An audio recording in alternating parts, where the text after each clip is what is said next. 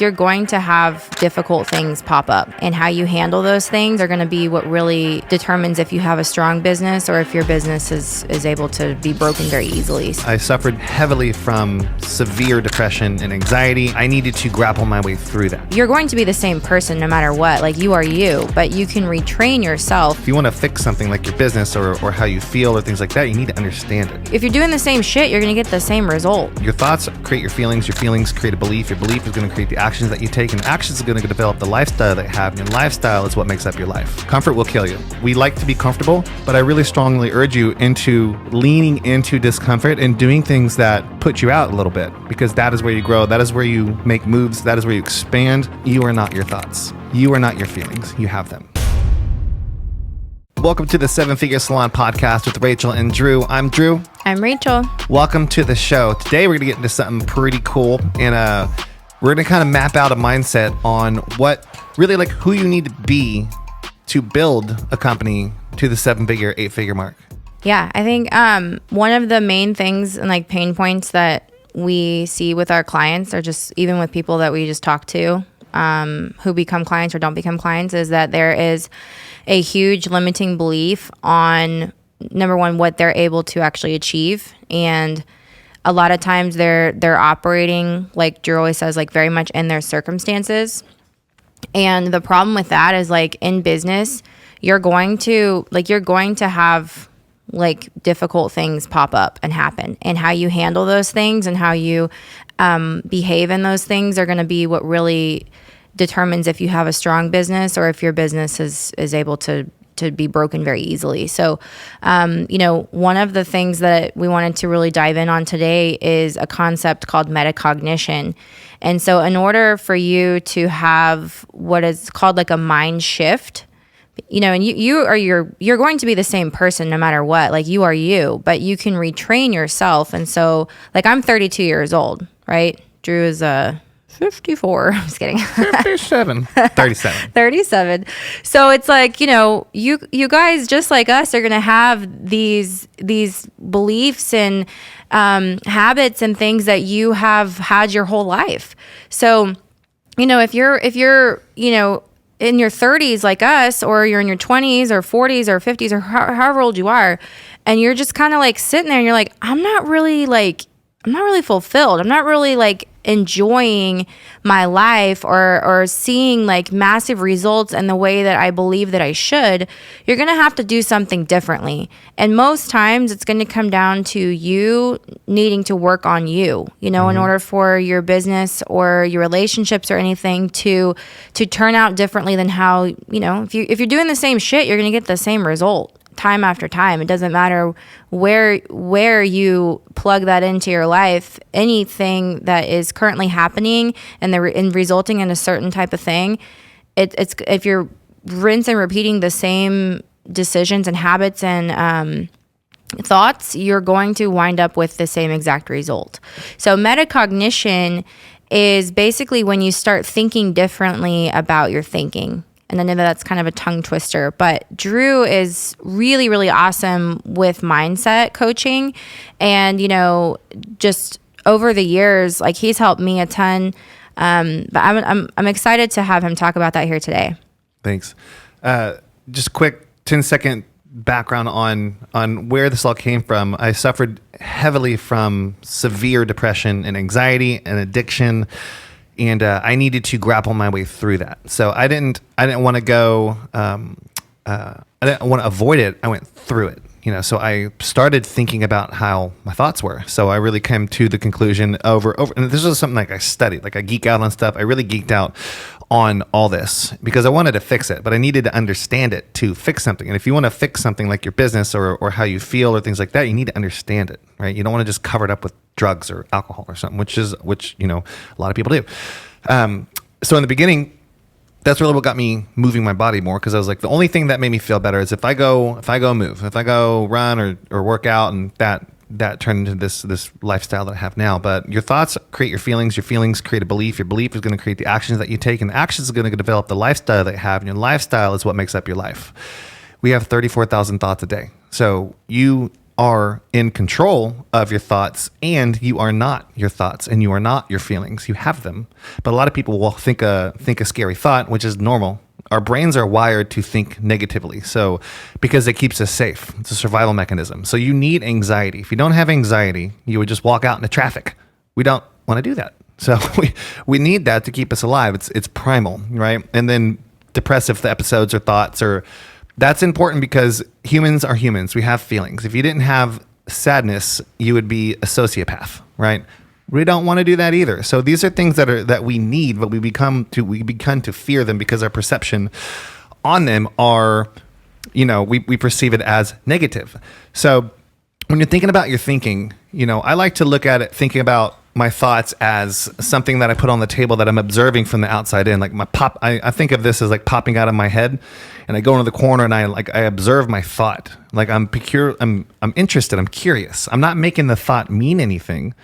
Really what I'm doing is I want to understand the thought, because the feeling is going to come from the thought. And then I'll also do the same thing with feelings, and this is, our life as we push, as we build, and how this correlates to business is you are going to have to grow massively to be able to be someone who can produce the amount of results and impact for other humans, right? So if you're all hung up in your thoughts and your feelings and all up in your head all the time, you're not going to be able to do anything that is fulfilling for others. And fulfillment comes from making a difference for people. You have a lot of people. I've met a lot of guys. I've had coaches that were, air quotes, rich and wealthy are different, but they had the Lambos, they had the things, but like you could just look into his eyes and he was empty, because he was chasing, really he was using money and things to try to fill a void in his soul, so that's pretty heavy stuff. But, there's this wheel of life I like to look at, and it really comes down to like your health set, your mindset, your heart set, your soul set. And you can really kind of take note on how am I doing in these pillars of my life. So when you think about your thinking, it's crucial to want to understand it and be curious. Because if you're paralyzed by fear, it's because we're afraid of fear. Lean into fear, lean into discomfort, move forward. Okay. You have to move forward. Everyone's like, I have people that I know, and love and care about a lot that are always in their past. They're always, if you're operating in like guilt, you're in the past. Get out of there. It's done. Like that ain't happening. It's actually not even real anymore. It happened previously because all we have is the present moment, and then there's the present moment. So what I just said at the beginning of the sentence is no longer the present moment. It's in the past now. So it's really just an idea, right? All we have is now, and then we have now again. Right. So you got to stay connected to the moment. And you hear all these things, these cheesy things like, oh, it's called the gift. That's why it's the present. Sure. But we have to be on top of our time. So really what I'm talking about is thinking in time. Time is it's moving, it's grooving. So everyone's thinking about what I'm going to do tomorrow, or I'm so anxious or stressed out, so I'm just going to take the day. I'm not going to do anything. I'm going to, you need to do. Like if you're feeling a lot of anxiety, anxiety is, again, it's cortisol in the blood. We need it. And you got to use it. Go clean the closet, go clean the car. And if you're feeling super duper anxious, a casual walk ain't going to cut it. Like if you're really stressed out with business and you're holding up this big company and people are leaning on you, they're leaning on you because you've developed. As you become more successful, people will be drawn to you, and there's a weight to that, so you have to develop as a human being who you're being as a person, not how you feel. Who are you being? There's not a lot of training and development on being as a human being. So who do I need to become? Who do I need to be able to facilitate a business that helps millions of people? Who do I need to be able to go build small businesses in other countries, or water wells, or schools, or feeding facilities in other countries? Who is that person? So I've been building this individual for years, through failure, through challenges, through bumping my head as we go. So when you do that, you can start seeing this in other people. But at the same time, you don't want to be the hero and come save the day and be like, oh, you got to think this way and do this, and your problem is here, your problem is there, And you want to help guide folks. The thing is, be a guide. Don't try to come save the day as the hero, because if you're the hero all the time and you're like, oh, you should do this, you should do that, a lot of people are just going to default and tell you to fuck off because they don't want unsolicited advice. You ever had someone come up to you in the gym and be like, you really should do this? Nobody wants that. It creates resistance. So an interesting way to think about your thinking is let the thoughts be there. Let them be like, and if it's a bad thought or a scary thought or a heavy thought, just look at it. It's all good. It's a storm. It's a little cloud. It's coming in, it's going to get stormy. All good. That cloud's going to pass. It's like the weather. Rachel has a saying, you determine the weather, right? Yeah. Which is great for many, many reasons. And it's actually it's cute. Two, it's deep, so you do control the weather because these scary thoughts, these anxious thoughts, these thoughts of like hopelessness or stress cause people to quit. And the big secret to business is don't fucking quit. You have to continue to go forward. It's the same thing. Like I've done marathons, I've competed in jiu-jitsu, I lift, I run, I do all these difficult things because I get to train that element of not quitting. If you want to be comfortable all the time, comfort will kill you. Comfort is bad news bears, right? So we like to be comfortable, but I really strongly urge you into leaning into discomfort and doing things that put you out a little bit because that is where you grow. That is where you make moves. That is where you expand. We just did a podcast on our event. We are putting a shitload of money into this event. A lot, so much. I'm uncomfortable doing it. And I'm like, oh my gosh. And I'm like, Drew, it's going to be fine. It's going to be fine. Like, it's good. We got to make it good. There's so many people that want to come. This is great. But that's where me and Rachel work really well together. She'll throw her hat over the fence. I'm like, well, we got to go get that. I'm gonna go blaze the path. We're gonna blaze the path through the woods here to go find the hat. Well, and sometimes he'll like come to me with an idea, and I'm like he'll like kind of be trying to sell me the idea, and I'm like, you don't have to sell me the idea. Like I'm down. Let's do it. Yeah. And I'm like, I got a sword. I got a figure. I got to lay all this stuff out. We're good. We're good balance, I think there. So yeah. So when you to touch back on to kind of the thinking about how to think, the main thing to get started on this is you are not your thoughts. You are not your feelings. You have them. You exist outside of those. Okay. So anytime there's problems in the business, there's going to be problems in the business, especially if you're a new business under 6 years. You're new. Mm-hmm. You're new. And you're going to have so many problems. You're going to be a terrible leader. People are going to leave. We don't tell you that to discourage you, by the way. No. Like we tell you that so that you can expect it, but like not in a discouraging, like negative way. This is stuff that I wish someone told us way back when. Instead, we're like, oh, it's going to be great. It's going to be just like my Pinterest board. And oh my God, it's so great.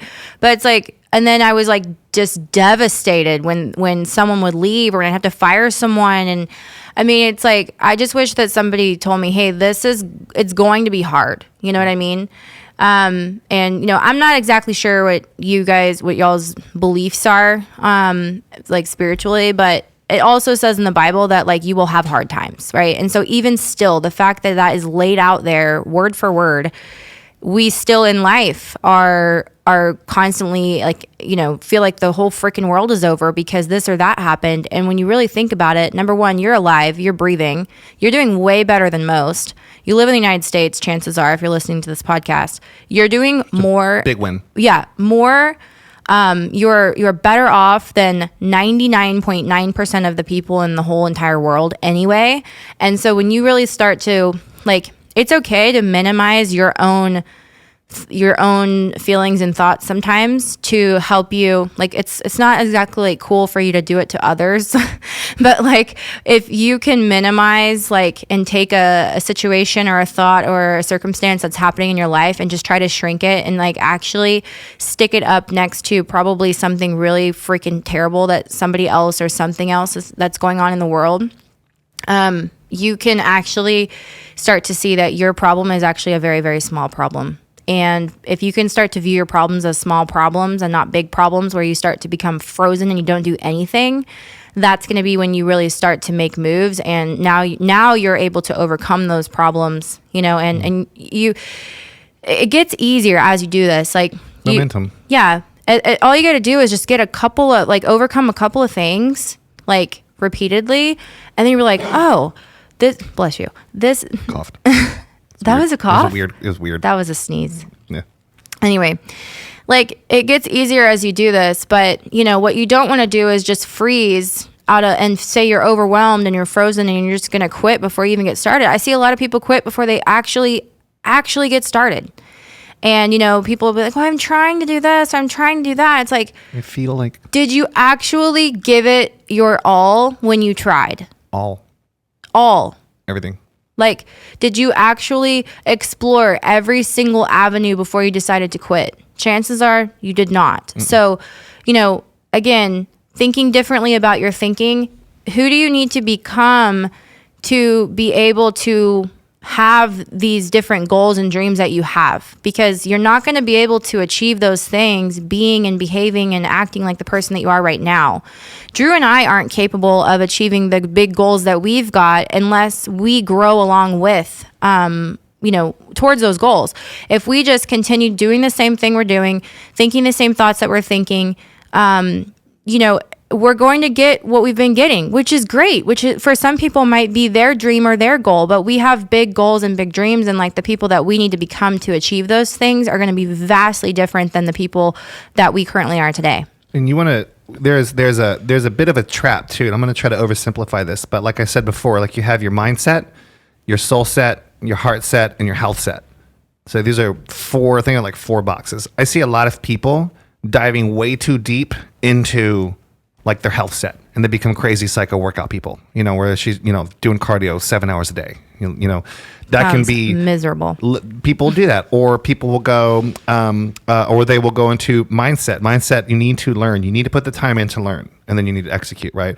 But you get people who they're obsessed with just learning, and they don't execute. Go do anything. So you're kind of like, yo, cool, like learn, but then have an implementation that you're doing on that. Or you'll see people go too heavy into the soul set and they get weird. You know, they go like way all up in that. And you're like, yo, come back. Like real, yeah. Where you going? You know, I have a few people I can think of. So yeah, so you can see that nothing, not knocking. And none of this is wrong, right? It just, if you're running a business, it won't work long as well, right? Or you've got like health set. You can get crazy over there too. You know, you get way too deep into that and cause stress, and you get diminishing returns, kind of thing. So I hate the word balance, because balance isn't really what you need to do. I think but at the same time, it's important, you know, because you need to be unabashedly driven and work and move and go and power through problem after problem, and that's going to require not so much balance. Like it's a living organism, you know, it's never like fixed. Well, and one of the things that we like to encourage the people that we work with to really think about instead of balance, and I had so many people in my life as I was building my business and rebuilding my life, you know, that were like, you need to have balance. Why don't you have balance? When are you ever going to have balance? I'm like, why the frick does everybody have this different idea of what balance is in my life? Like, this is my life, you know? And even when I believed or felt like to me I had achieved balance, it wasn't balanced enough for everyone else around me. So what I really like to think about is a rhythm. And if you can develop an actual rhythm that works for you, maybe it doesn't work for everyone else, but a rhythm that works for you, where you can spend time in all of those different types of areas that Drew was talking about, your health set, your soul set, your mindset, like you can develop a rhythm where none of those things are suffering. I believe that that's whenever you're going to be able to finally feel that in quote balance that, you know, you might be lacking. Maybe a better word is an awareness as to where you're at on this. Like if you need to, you may need to have all in on your health or all in on your soul set. Like you may need to do some work there. You may need to learn some more things, because building a business is just a knowledge gap. You know, you're just learning things and doing them, and you learn things and you do them. So have an awareness, have a rhythm, like she said, and get after it, you know? Yeah, so we hope this episode really inspired you guys and gave you some things to really think about. And I would love if you could just, before you dive back into your life and your phone and everything else that, you know, all the people that are needing you in life, spend about 5 or 10 minutes just with yourself, just really reflecting and jotting down a couple of things that really spoke to you on this episode. Yeah. And we'd love to hear about it. If you want to share them with us on Instagram, we always love getting messages from you guys. So feel free to do that. But anyways, I'll just kind of wrap up this episode. We hope you guys have a great day and a great rest of your week, and we'll see you on the next one. See ya.